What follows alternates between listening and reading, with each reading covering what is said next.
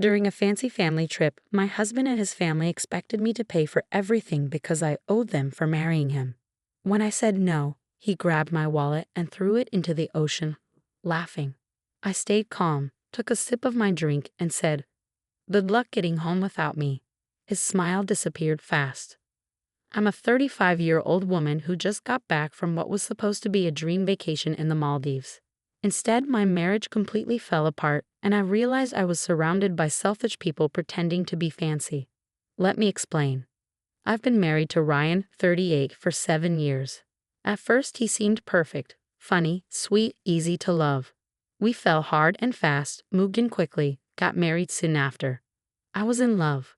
Ryan came from a wealthy family that owned car dealerships in Texas. They were used to a rich lifestyle. Parties, tennis coaches, looking down on anyone who wasn't like them. I came from a regular middle-class family. I worked hard, built a good career in tech, and made a decent income.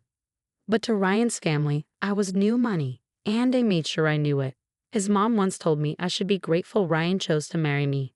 That should have been a red flag, but I ignored it because I loved him.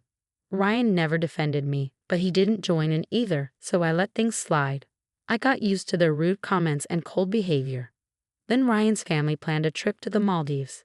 Private island, ocean villas, yachts, spas, the whole luxury package.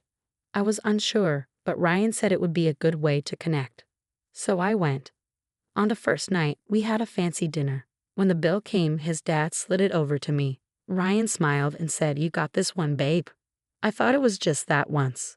But it kept happening. Every meal, every activity, every drink. I asked Ryan why I had to pay for everything.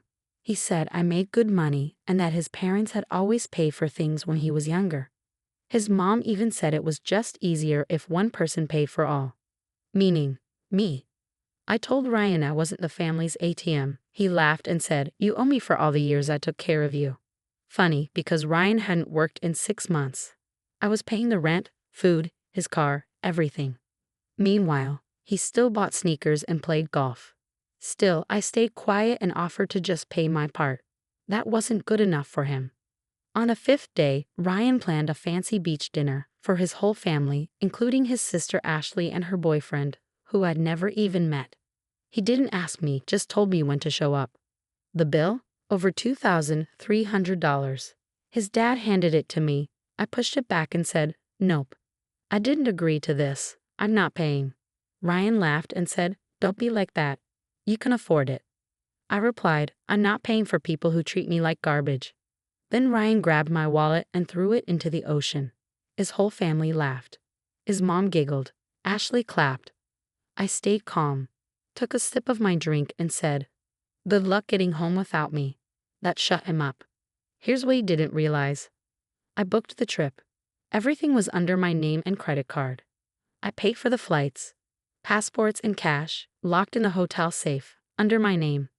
He had nothing. I stood up and said, "If you see me as just a wallet, then figure out how to get home without one." Then I walked away. I went to the front desk, reported my card stolen, and made a new solo reservation. I told the hotel I wouldn't cover anything for the rest of the group. That night, security removed Ryan and his family from my villa. He yelled and banged on my door, saying I was embarrassing him and I'd regret it. I didn't answer. The next morning, I had a quiet breakfast alone, feeling more peaceful than I had in years. Ryan and his family were moved to a basic room, no ocean view, no extras. And the best part? None of their cards worked. They had counted on me to pay for everything. Turns out, Ryan's dad wasn't rich anymore. His mom's card was declined. Ashley's got flagged. Ryan, his account was $326 in the negative. They were broke, stuck, and furious. They kept trying to reach me, but I told hotel staff not to let them near me. I blocked Ryan and his whole family. 2 days later, I got a call from a random number. It was my sister. "Hey," she said. "Ryan just called me crying from a hotel lobby using Facebook Messenger." I stayed silent. "He said you're punishing him. He hasn't eaten since yesterday and wants me to send him $400, my sister said. I almost laughed. "Don't give him a dime," I told her. "He has options, just not ones where he still gets to act like he's in charge." She said, "He's freaking out. He says you're being spiteful. I replied, he threw my wallet into the ocean. She went quiet for a second, then said, okay, fair. That night, the hotel manager knocked on my door with security beside him. He said Ryan and his family had been sneaking into areas for premium guests and trying to eat without paying, pretending they were still on my account. But they weren't. He said, we don't want to involve the police, but they owe money. Do you know how they're going to pay? I asked, how much do they owe? He showed me the bill, over $8,000. I said, that's not my problem. He nodded. Got it. Later that night, I got an email from Ryan. Subject, you're taking this too far. Body, you're humiliating me. This was supposed to be a good trip. I know I messed up, but you're going too far. You're my wife. We're supposed to be a team. I can't believe you're letting us starve. Please talk to me. Let's fix this. Please. I didn't reply. Instead, I sent it to my lawyer with the subject line, let's talk prenup. What I didn't mention earlier, Ryan's family made me sign a prenup when we got married to protect their family wealth. Funny thing is, now I'm the one with more assets. And then things got even more wild. The next morning, I checked out of the resort and moved to a small hotel nearby so I could relax without all the chaos. At the front desk, the receptionist gave me a strange look. I asked if something was wrong. She said, your husband called asking if you were staying here. He's been calling around to all the hotels. That scared me a bit. I hadn't told anyone where I went. He was looking for me. And then, another twist. Ryan reported his passport as stolen. Why? To try and make it seem like I had taken it, because it had been locked in the safe. But the safe was already moved to his dad's room after they got kicked out of mine. He had access to it the whole time.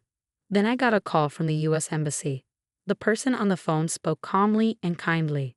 We just need to verify your identity and confirm if you're holding any of your husband's travel documents. I told the embassy officer, no, I don't have his passport, but I'd be happy to show you the emails proving he tried to trap me financially. He threw my wallet into the ocean and left me stranded in another country. There was a long pause. She said, I see. Thank you. If we need anything else, we'll contact you. That was 2 days ago. Ryan and his family are still stuck in the Maldives. I don't know if they found a way to pay off their bill. I don't know if they've eaten. And honestly, I don't care. I'm flying home in 2 days, first class. Until then, I've been relaxing, reading, getting massages, ordering room service, and ignoring all the messages Ryan's friends have sent me, calling me cold and heartless. Oh, and I checked our joint bank account. Ryan tried to pull money out. Too bad for him. I froze that account the night he threw my wallet into the ocean. He has nothing. To be continued. And no, this isn't the end. Not even close. 2 days after he claimed his passport was missing, I was having breakfast at my new hotel when a staff member walked over. Ma'am, someone from the consulate is here to speak with you. You're not in trouble. They just need to check something. No problem. I met with a calm woman named Lisa. She worked for the U.S. Embassy. She told me Ryan filed a statement saying I locked his passport in a safe and took off with the key, leaving him stuck in another country. I just blinked at her. Then I pulled out my phone and said, do you want to see screenshots or the video first? She said, video. Perfect. The hotel security camera caught Ryan throwing my wallet into the ocean, clear as day. He grabbed it, walked to the water, tossed it in, and laughed while his family clapped like it was a show. I had asked the hotel to send me the video, just in case. I also showed her screenshots of my email to the hotel staff, proving I moved all our things, including the passports, into his dad's room before things went south. The emails had timestamps. Then she asked one last question. Would you like to make an official statement about his behavior? I said yes. I'm not sure what happened after that. But about 6 hours later, I got a text from an unknown number. It was Ryan. I'm so sorry. I shouldn't have involved the embassy. This is getting out of control. Please call me. The next morning, I got an email alert. Subject line, suspicious login attempt blocked. Someone had tried to get into our joint investment account from a new device in Texas. That confused me. I'm in the Maldives. Ryan's still here too. So is his family. So who was in Texas? I called my lawyer. He ran a check using his firm's tools. Turned out Ryan gave our login details to someone back home. His cousin Darren. Why? Because Ryan thought if he couldn't get the money, maybe Darren could transfer it before I noticed. But Darren didn't know I had two-factor authentication and a bank manager watching for shady activity. So now, Darren is under investigation for attempted fraud. I gave the bank everything: names, emails, messages. Now Ryan's family back home, who once called me dramatic for not paying for their luxury vacation, are panicking. Why? Because Darren used his real name. Ashley, Ryan's sister, didn't take the news well when she found out there could be legal trouble on both sides of the world. She found a way to email me. Her message said, "I don't know why you're doing this. It's not like we hurt you. We just thought you'd help your family. You're ruining lives. This is cruel." No apology, no guilt, just playing the victim. I didn't respond. I forwarded it to my lawyer instead. We're keeping a timeline. 2 days ago, Ryan sent me another email. It was long, emotional, and full of blame. "You've embarrassed me. You made me look weak. We're supposed to be a team. Now everyone's turned against me. If you leave, I have nothing. Are you really going to end our marriage over money?" Money? This was never about money. It was about respect, something Ryan and his family never gave me. To them, I was a walking bank account, a techie sugar mama, their backup plan. And when I finally said no, they lost their minds. I didn't reply to Ryan either.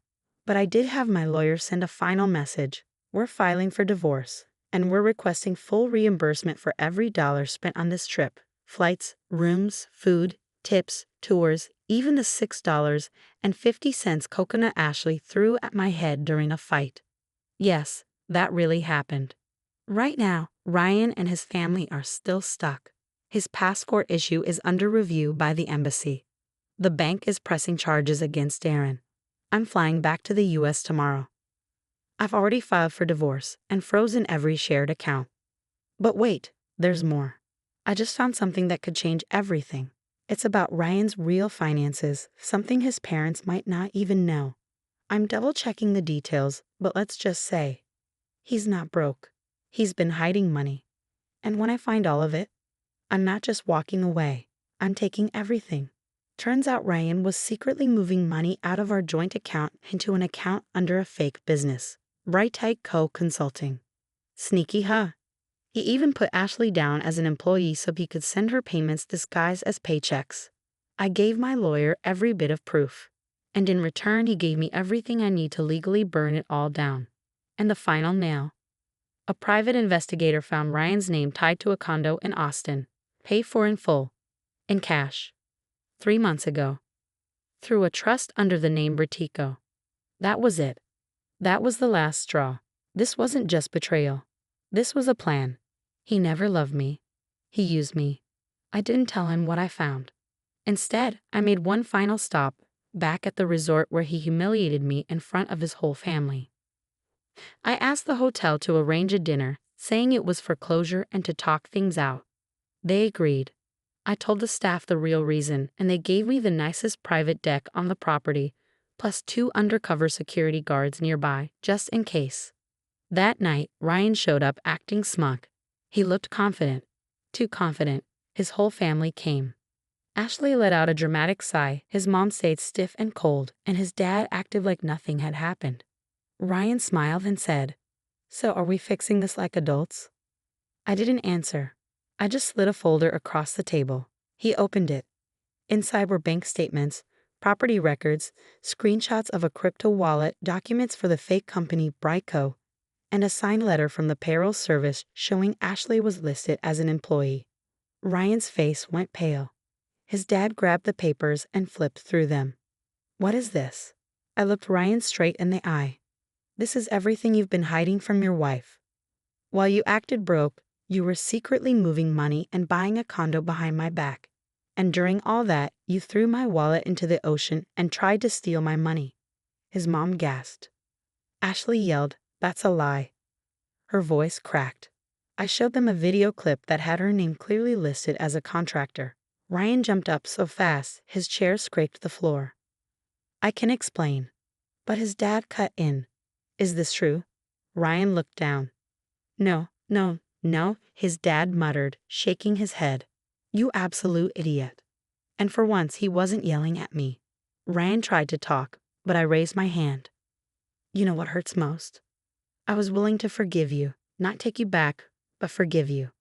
I thought you were just weak, but now I know the truth. You're a liar, a user, a thief. Ryan looked crushed. Ashley was crying. His mom looked like someone had dumped cold water on her. His dad just went silent. Ryan tried to follow me when I left the deck, but security stopped him. I heard him yelling, "You're ruining my life." I didn't look back. Back at the hotel, I packed up, got myself a drink, and sat by the ocean, the same one where he tossed my wallet. It felt like closure. Peaceful, even. The divorce was fast.